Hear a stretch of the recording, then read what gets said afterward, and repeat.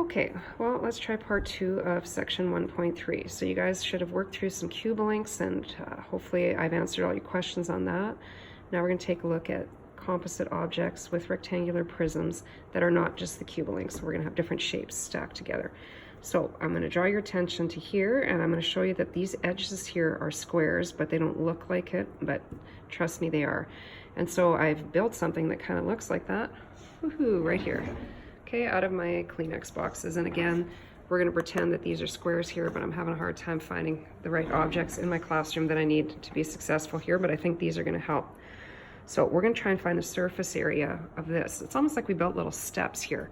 Okay, and the reason why I wanted to use my Kleenex box is because I can't, on my paper here, take these apart, but you can see that these are rectangular prisms. We've stacked them together, and when we do that, we've created what we call overlap. So I'm going to go back to my page here, and I'm going to show you how I do this. Okay, my strategy is, first of all, I think about the two different shapes that are here, and we've got rectangles, and then on the side we have squares. So I try to break these into pieces, and I try to think to myself, well, I know how to find the area of a rectangle. That's a length times width, and in your notes I've reiterated that just so that you can do that.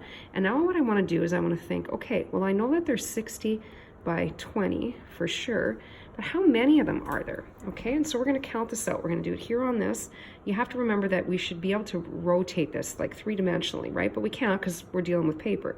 1, 2, 3, 4, at the back 5, at the back 6, at the bottom 7, at the bottom 8. So there are really 8 sides to this thing. Okay, and it's a little easier to see here three-dimensionally, right? I've got 1, 2, 3, 4, and then around the back here, 5, 6, and then 7, 8 on the bottom. So sometimes it's you could do this at home too. You build something, right? Have it in front of you so you can, it's more tactile, you can pick it up and check it out.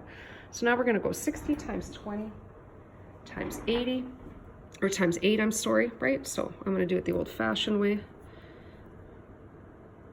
60 times 20, great. So we get 1200 times 8 sides.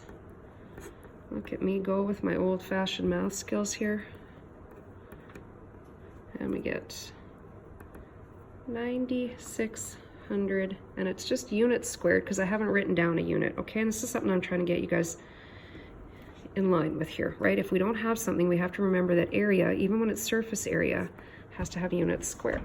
Okay, so now I'm going to move to the other piece, which are supposed to be squares, but I'm getting that they're not, but you just have to live with me here. They're squares, and how do I find the area of a square? Some people still use length times width, but more specifically, we should be saying sides squared because the sides are exactly the same in a square.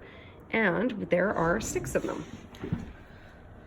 1, 2, 3, and then on the other side, 4, 5, 6.